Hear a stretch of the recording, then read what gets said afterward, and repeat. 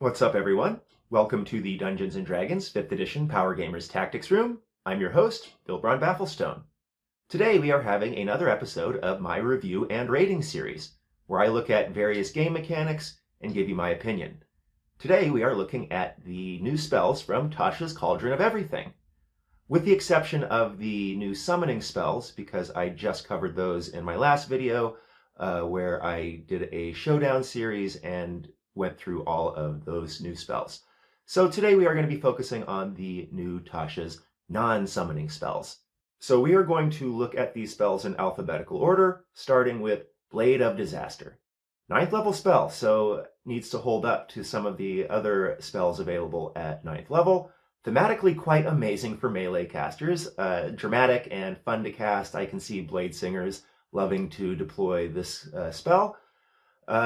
It's essentially an auto kill versus 99% of enemies when you combine it with Wall of Force or other walls or Force Cage, because it can pass through any barriers. That's pretty solid. I mean, those spells are already near auto kills, but Blade of Disaster works really nicely with those. The fact that it can pass through barriers also means that you can deploy it against targets from complete safety, far away. It's a really nice option for the Order of Scribes to use with Manifest Mind. You should check with your DM to see if it bypasses spells and items that are described as barriers, since this spell does say that it ignores all barriers. So, maybe it won't work, or shield or animated shields won't work against it. Talk to your DM about that. Obviously, you can optimize it for attacks, get attacks at advantage, elven accuracy, damage buffs and stuff. Pretty solid action economy, bonus action to cast and use, so you can just stack it on to all of the other cool things that wizards can do.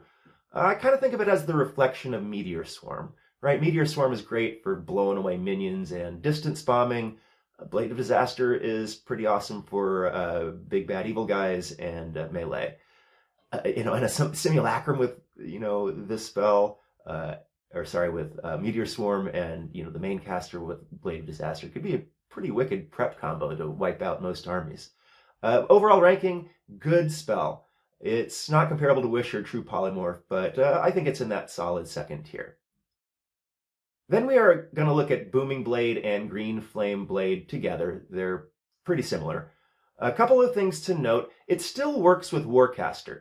As Jeremy Crawford confirms, there was some concern about that, but that's not really an issue based on what is meant by target versus the subject of the spell.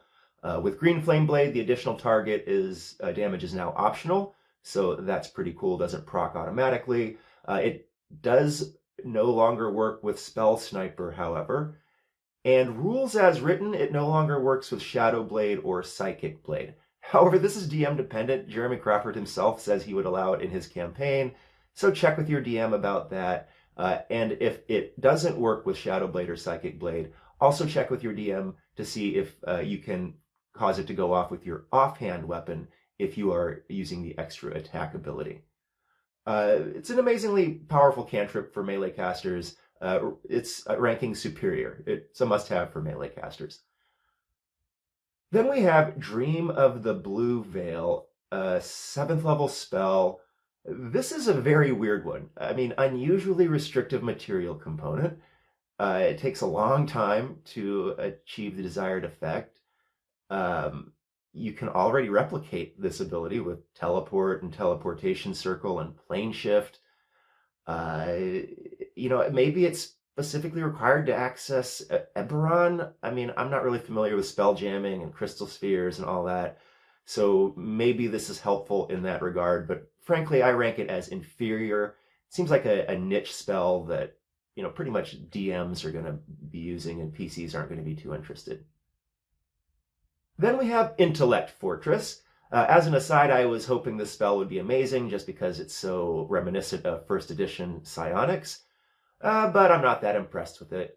It's pretty inferior as a general prepped cast. I mean, I don't see it competing with almost, on anybody's spell list because of the amazing slate of 3rd level spells available. I mean, I could see it. Maybe you want it on a scroll against like Star Spawn or something. I mean, it can be good out of a Glyph of Warding to get rid of that concentration thing. But it honestly feels more like a second level spell to me, so ranking poor. Then we look at Lightning Lure. I didn't really understand this spell when I did my cantrips video, which you can take a look at. I can kind of now see it how, a melee caster might be able to make use of it. I do like the clever use of comboing it with flying, and getting that d6 damage extra, which isn't a big deal, but prone can be fantastic. So I'm going to give this a ranking of poor in isolation, but average if you can fly. Mind Sliver. Okay, Gush. I mean, this is the best cantrip debuff in the game. I think it's best optimized by setting up your colleagues, but if you have Quicken Spell, you can, do it yourself, and that can be nice. Or if you have time to, do 2 rounds. I like it as a hide wizard because it has no visible origin, so casting it off of scrolls, and scrolls are, of cantrips are cheap, only 30 gold. I give this a ranking of superior. Absolute must-have. Then we have Spirit Shroud. This is thematically interesting. Immediately calls to mind comparisons with Spiritual Guardians, but, not restricted to clerics, kind of necromancy feel to it. I mean, it's better than Hex and Hunter's Mark and those kind of like low-level damage buffs, which makes sense because it's a 3rd level spell. It's pretty directly comparable to Shadowblade as a melee caster buff. I mean, when I did my Bladesinger optimizations and videos on that, it was definitely in the conversation. It's typically inferior to Shadowblade if Shadowblade is cast at 3rd level. However, if you have a powerful magic weapon and are optimized for multiple attacks, it can be superior. The math is going to be a little bit different, though, based on how you set it up. It's indirectly comparable to Dragon's Breath and Haste. I can see how you would choose this to Dragon's Breath because people may be killing your familiar. But personally, I prefer Haste here because of the defensive benefits. The healing prevention and speed reduction riders can be situationally useful. And do note that the Tasha's version is less powerful than the UA version. It upcasts similarly to Shadowblade, whereas before it was an extra d8 per level, which made it really powerful and quite tasty to a lot of Optimancers out there.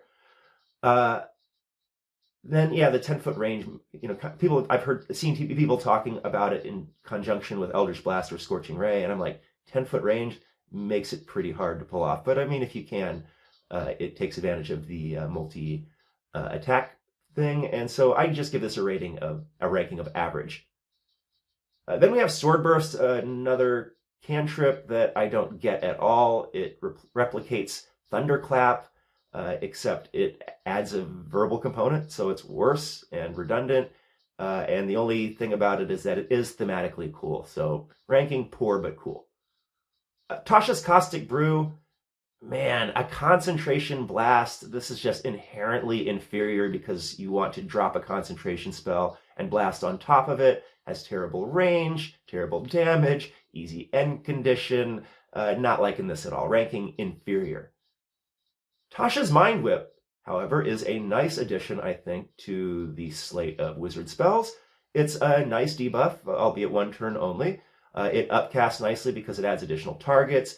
Fairly comparable to Hold Person, I think, but better in certain scenarios.